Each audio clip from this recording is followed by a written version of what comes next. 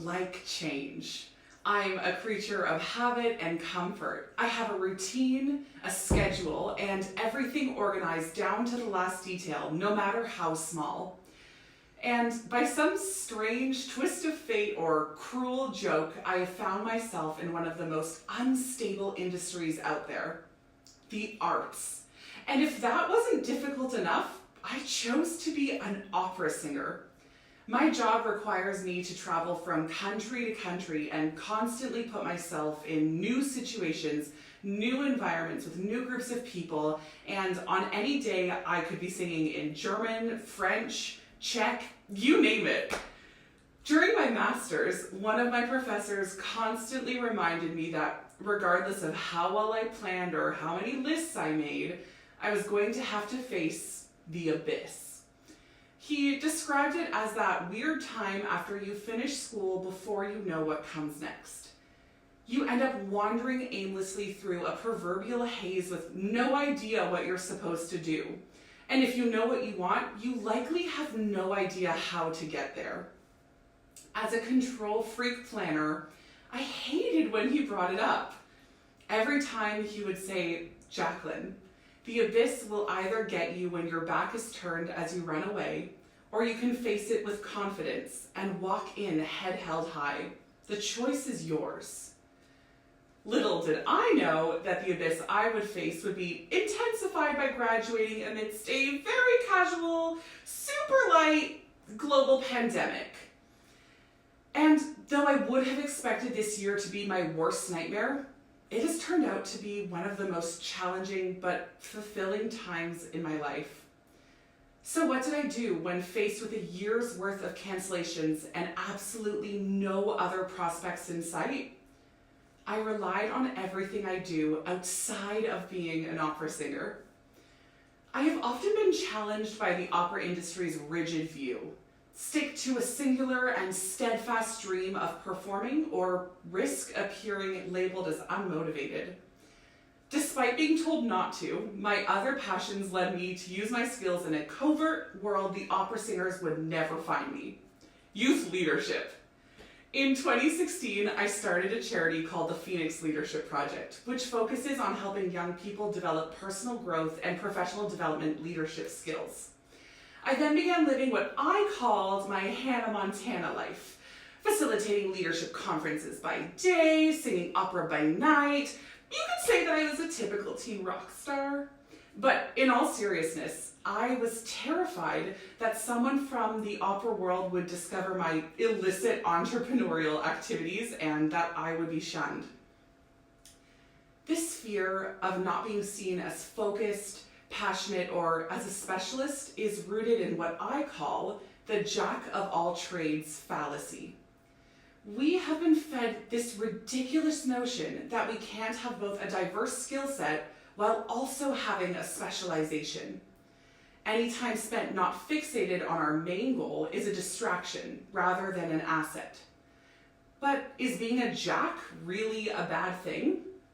Funny enough, the idea of a jack of all trades came into play in the early 1600s and was meant as a positive. The master of none wasn't added until the 19th century. In fact, it is little known that the complete saying was a jack of all trades is a master of none, but oftentimes better than a master of one. The first time the jack of all trades expression was used with negative connotations was used to describe William Shakespeare.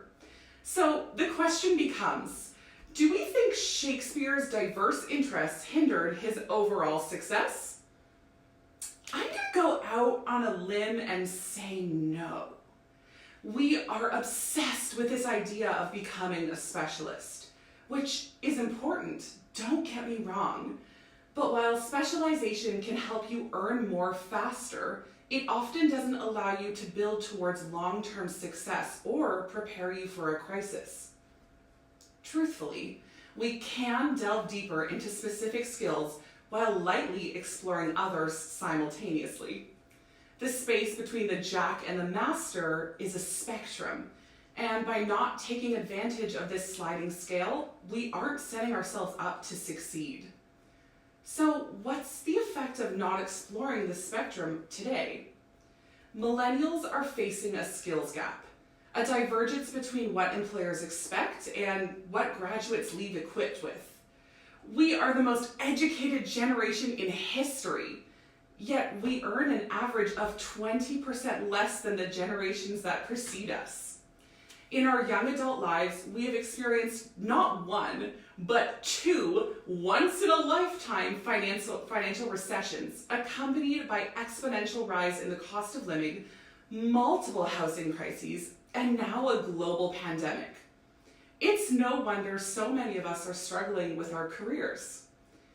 Another challenge is that there are large gaps missing in our post-secondary education in regards to soft skills or traits that make us good workers. What we do know from educational institutions and academic studies is that across the board, students are lacking in 4 main soft skills: leadership, teamwork, creativity, and innovative thinking. The obvious solution would just be for employers to tell us what they want. Then our school systems would educate us in those areas and we'd be off to the races. But that's easier said than done. Though our educational institutions have identified which soft skills are lacking, our employers are completely on a different page. There isn't consensus about why the gap exists or even which skills are missing.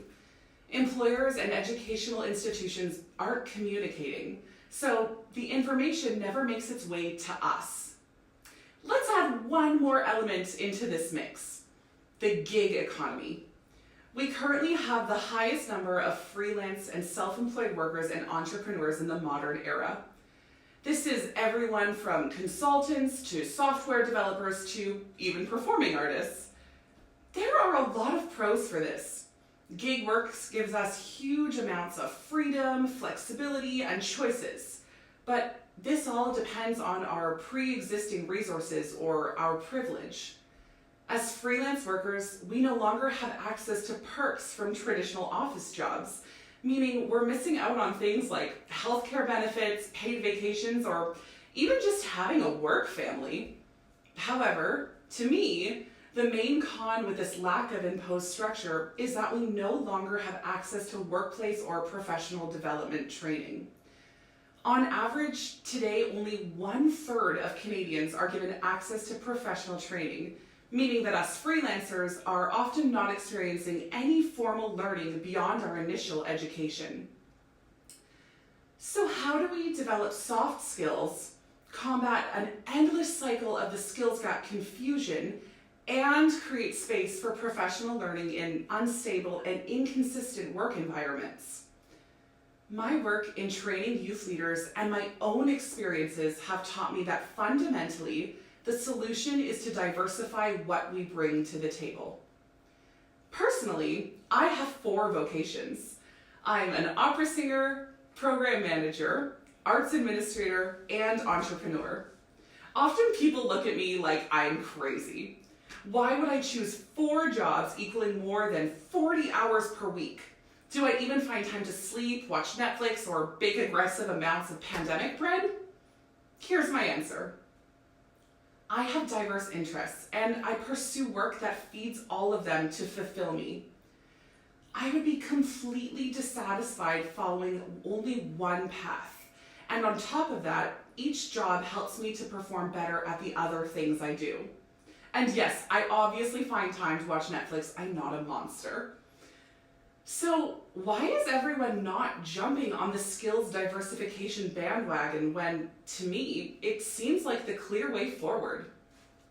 Today, I want to share with you what I consider to be the 4 main benefits of diversifying your skill set. Benefit 1, diverse skills support your overall success. When you have a diverse skill set, one area of knowledge can support another, making you a fast expert in your field.